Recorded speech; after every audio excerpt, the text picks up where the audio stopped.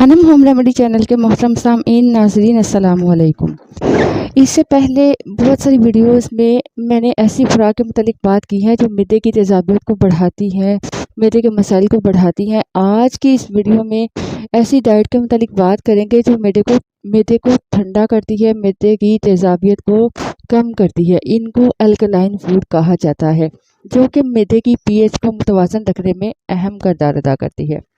हमारे मैदे की पीएच जब लो हो जाती है, जब मैदे में ज़्यादा एसिड बनने लगता है तो उससे जलन, तेज़ाबियत के मसाइल होने लगते हैं। अगर इन फूड्स का आप इस्तेमाल करेंगे तो इससे आपकी जो मैदे की पीएच है वो सही रहेगी, जिससे मैदे की जो जलन है, तेज़ाबियत है, उसके मसाइल ऑटोमेटिकली ठीक हो जाएंगे। इसके अलावा ये डाइट हाजमे के मसाइल को ठीक करती है, हाजमे को बेहतर बनाती है, कब्ज़, गैस की जो प्रॉब्लम है उससे छुटकारा दिलाती है। इसके अलावा इन डाइट्स में एंटीऑक्सीडेंट्स पाए जाते हैं जो आपकी जो ओवरऑल हेल्थ है, सेहत है, उसको बरकरार रखते हैं और आपको बहुत सारी बीमारियों से बचाने में भी हेल्प करते हैं। अब उन डाइट्स के मुतालिक बात करते हैं जिसमें नंबर 1 पे आता है कुकम्बर, खीरा।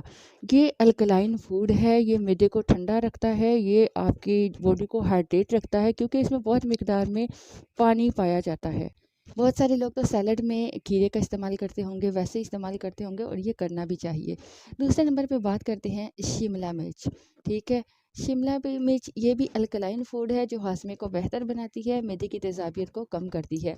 तीसरे नंबर पे है सेब। सेब भी एक अल्कलाइन फूड है, अगर आप इसको छिलके के साथ अच्छी तरह से वॉश करके खाते हैं तो फाइबर भी इससे मिलता है और ये मैदे की तेज़ाबियत को, मैदे की जलन को कम करने में हेल्प करता है। एक और फल केला, जी हाँ, केला भी मैदे की जलन को, मैदे की तकलीफ़ को दूर करने के लिए बहुत ज़बरदस्त है। ये भी अल्कलाइन फूड है। नंबर 5 पे बात करें तो है सब्ज़ पत्तों वाली सब्जियां, जैसे कि पालक, साग। ये वो सब्जियां हैं जिन्हें अल्कलाइन फूड कहा जाता है, ठीक है, और मैदे को ठंडा रखती है। इसके अलावा छठे नंबर पे है अलसी के बीज और फ्लैक्स सीड्स। इसके मुतालिक मैं बहुत सारी रेमेडीज़ में शेयर कर चुकी हूँ कि अलसी के बीज है, इसमें ओमेगा 3 फैटी एसिड्स पाया जाता है। ये भी अल्कलाइन फूड होता है और इससे जिस्म के बहुत सारे मसाइल ठीक होते हैं। ये आपके जॉइंट पेन के लिए भी अच्छा है, ये मैदे की तेज़ाबियत को भी कम करने में हेल्प करता है। इसके अलावा है आलमंड, बादाम, जी हाँ, ये भी अल्कलाइन फूड हैं। इसको अगर आप रात को भिगो कर तकरीबन 7 से 8 बादाम सुबह आप इसका छिलका उतार कर खा लेते हैं तो इससे भी मैदे में जो है एसिडिटी कम होती है। ये अल्कलाइन फूड भी मैदे की तेज़ाबियत को कम करता है। ये वो 7 फूड है जो अल्कलाइन फूड है, जो न सिर्फ मैदे को ठंडा रखते हैं बल्कि तेज़ाबियत और जलन के मसाइल को कम करने के साथ साथ आपका इम्यून सिस्टम भी बूस्ट होता है। इसमें ओमेगा 3 फैटी एसिड्स पाए जाते हैं जिससे कोलेस्ट्रॉल कम होता है।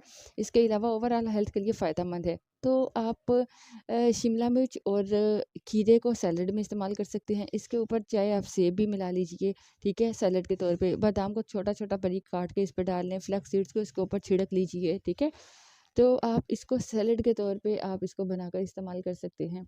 बादाम और जो केला है उसकी स्मूदी भी है और खा सकते हैं, या आप केले को अलग खा लीजिए, बादाम को अलहदा खा लीजिए। अगर आप इन डाइट्स को अपनी रूटीन का हिस्सा बना लेते हैं और जो स्पाइसी और मुर्गन ग़िज़ाएँ हैं उससे अपने आप को थोड़ा दूर रखते हैं, बचाते हैं, तो आपकी मैदे की जो तेज़ाबियत है वो जड़ से ख़त्म हो जाती है। मैदे में जो दर्द के मसाइल हैं, जलन के मसाइल हैं, वो भी कम होने लगते हैं। उम्मीद करती हूँ ये वीडियो आपके लिए यूज़फुल होगी, इससे आपको अच्छी इन्फॉर्मेशन मिली होगी। इस तरह की और वीडियोस चाहते हैं तो हमारा चैनल अनम होम रेमेडी ज़रूर सब्सक्राइब कर लीजिएगा और वीडियो अगर आपको पसंद आए तो लाइक ज़रूर कर दीजिएगा। आपसे इसी तरह मिलूंगी एक और नए ज़बरदस्त टॉपिक के साथ, नई वीडियो के साथ। तब तक के लिए इजाज़त चाहूँगी। अल्लाह हाफिज़।